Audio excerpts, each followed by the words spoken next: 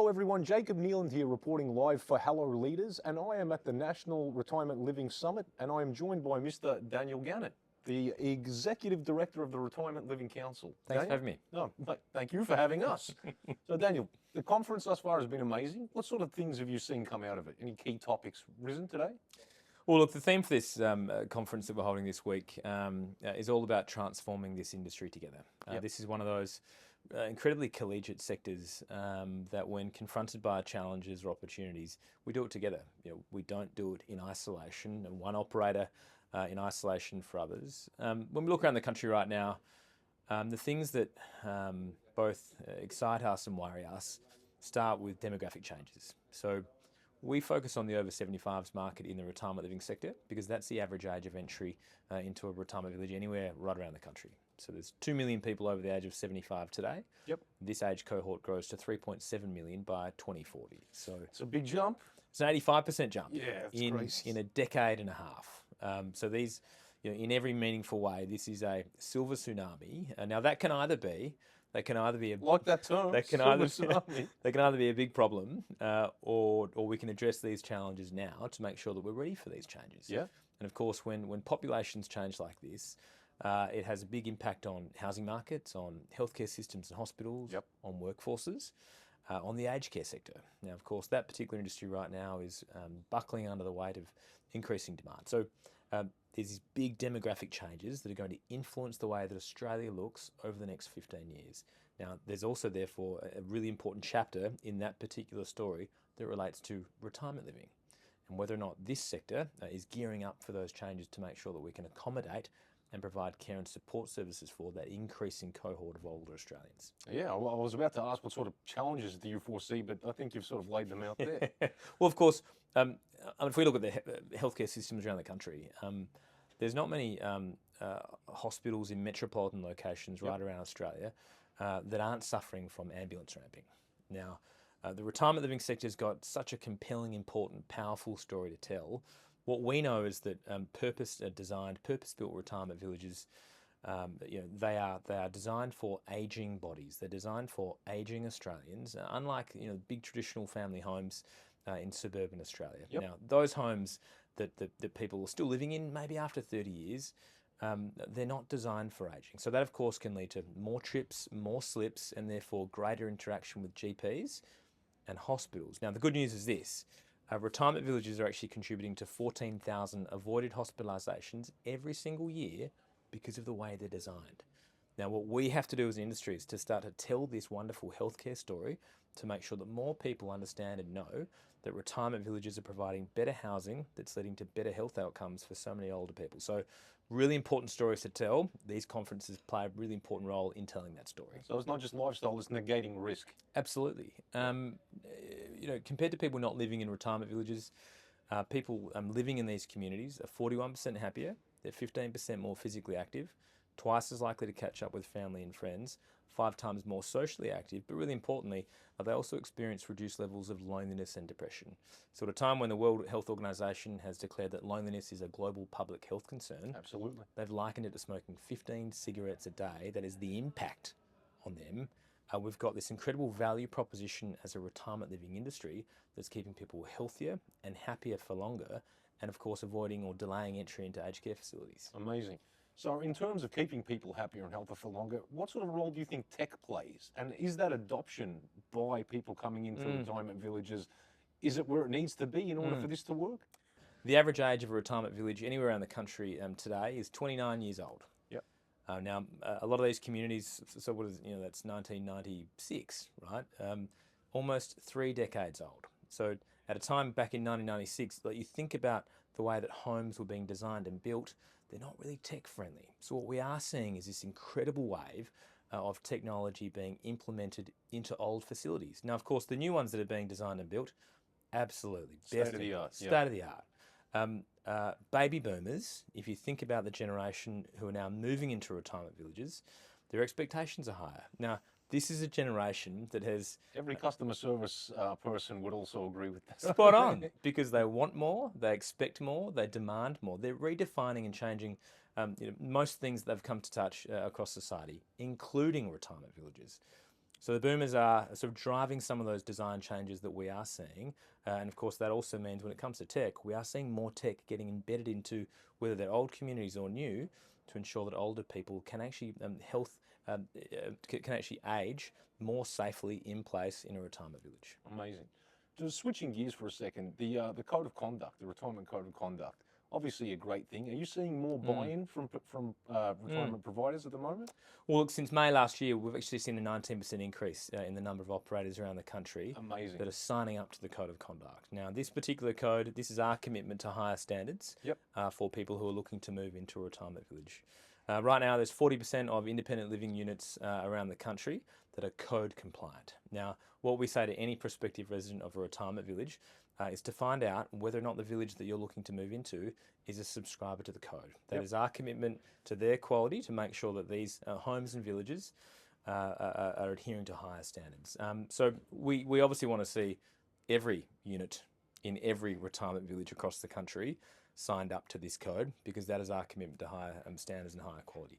Unfortunately, the code's been in existence for about 5 years now. Uptake's been a little bit slower than I certainly would have liked to have seen over the last couple of years. So we do have a really clear message to anyone running, owning, operating a retirement village around the country that's not today signed up to the code to get on board. Get on board. Get on board, because residents' expectations are changing. We need all retirement villages to be subscribed to this code, because that is our commitment to higher standards. Amazing. Complaints. You spoke. There was a statistic that was spoken about today, and it was very interesting. There's only been 47 complaints, and there's 78,000 people in retirement villages, and this was in New South Wales last year. Yeah. Amazing. It's incredible. Is that a sign of satisfaction, or are people hesitant to speak up? Is it a combination of both? It's startling. Yeah, it is startling. Look, I guess there's probably a couple of things to consider there. Firstly, we've only seen a pretty small handful of complaints that have come through to our code of conduct over the last 5 years. That's been low, but the code over that time has probably only captured, for the majority of it, about 30% of the market. So what we do like to look for is government data to make sure that we do better understand the complaints landscape. Yep. For 2024, New South Wales Civil and Administrative Tribunal, NCAT, in its annual report, it did report that only 47 complaints were made about retirement villages from people living in retirement villages or those people operating them. So some of those complaints were also made by operators about residents. So let's just presume that all those complaints were made by residents. 47 complaints out of about 80,000 people. Not bad. That's a very low volume of complaints.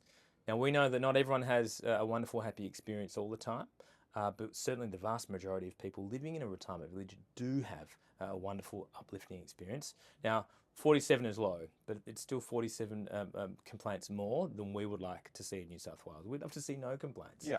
But 47 out of almost 80,000 is pretty remarkable. When it does come to dispute resolution and complaints, we'd actually like to see every state government following the lead of New South Wales to make sure that we do have those categories broken down by housing types, so that we can better understand as a sector where the complaints are going from, how big the volume is, and whether or not we need to start improving different parts around the country to make sure that we aren't seeing increasing complaints take place. Speaking of government, are there any policy changes that you would like to see that you think would improve the sector? Look, I mean, if we look at the planning sector, planning systems right now around Australia, what we do know is that for 67% of development applications for retirement villages being lodged anywhere around the country, they're taking more than 12 months to be completed. For 23% of those development applications being lodged, it's taking more than 2 years. In New South Wales, it's 33%, taking more than 2 years. So at a time when that population is ageing the way that it is, and as quickly as it is, we've got lethargic planning systems that are actually holding back age-friendly supply at the very time that we need more retirement villages, not less. So for us, a lot of those conversations do stop and start with planning, but really importantly, there's also the care and support services landscape. Now, I don't think it's possible anymore to talk about the future of aged care without considering and talking about the value proposition of retirement living. Absolutely. And what we do know is that for 6 in 10, or roughly for 6 in 10 new retirement villages that are coming out of the ground, they have co-located aged care facilities on site. Yep. So a lot of older people, of course, when they are thinking about finally right-sizing out of the big family home and maybe moving into a retirement village, they're also considering what their care needs might be into the future, which of course means that care and support services, retirement villages, we are seeing that real blend of the two now to make sure that more and more older Australians can keep ageing in place, living in the retirement village for as long as possible until, of course, their care needs do change and unfortunately they might need residential aged care or something like that. But planning and care, two really big priorities for the Retirement Living Council moving forward. Beautiful. So how is the sector evolving to meet the rising demand for care and well-being in retirement? What we saw today from the PwC RLC retirement census is that 65% of retirement villages around the country now have wellbeing offerings on site. This is an incredible complement to these communities that we are seeing right around the country. For a long time, people spoke about things like wellbeing, they spoke about wellness, they spoke about keeping people healthier and happier for longer, but we really are seeing this deep commitment from operators on behalf of their residents to make sure that they have the amenity and the access to facilities that they need to keep them healthier and happier in their retirement village for as long as possible. There's a diversity of interest now that wasn't around before from actual people going into retirement villages. Totally. We know that just under 13% of people over the age of 75 are moving into a retirement village.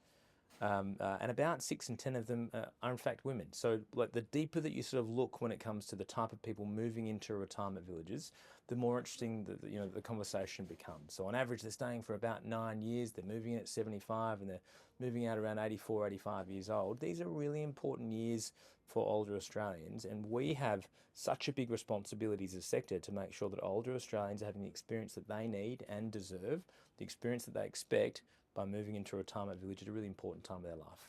Lastly, if you were in a retirement village, what 3 things would you need in there to keep you happy? That's such a good question. I would need plenty of social engagements to make sure that I've got plenty to do. Probably a bowling green or a tennis court in addition to happy hour. Happy hour. What I do love about my job is that it's a real privilege to visit so many retirement villages across the country, and some of the new stock that we're seeing coming out of the ground right now, whether it's hydrotherapy pools, gymnasiums, cinemas, to make sure that people have whatever they need to enjoy their time living in that retirement village, to bring your family in and have all sorts of wonderful engagements. These are the sorts of things that people are looking for right now. Now, what I find interesting is that given the average age of a village is about 30, and that people are living there for about 9 to 10 years, every time that we are designing and building a retirement village, you've got to think that you're probably catering for 3 or 4 generations of residents. Yep.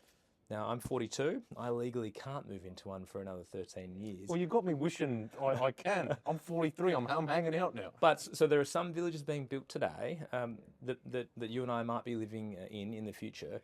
And so what we have to start thinking about as a sector is how we are designing for and building in the sorts of things that a 42 and 43-year-old might be looking for into the future. We want Simpsons reruns. We want Seinfeld reruns. That's what I'm talking about. Yeah, so a really exciting time for this sector, but we are adapting every day, whether it's technology, whether it's consumer trends and behaviours that are changing, whether it's planning systems that are evolving around us. This is such a wonderful dynamic sector to be a part of. Beautiful. Daniel, lovely to meet you. Thanks so much for your time. Cheers.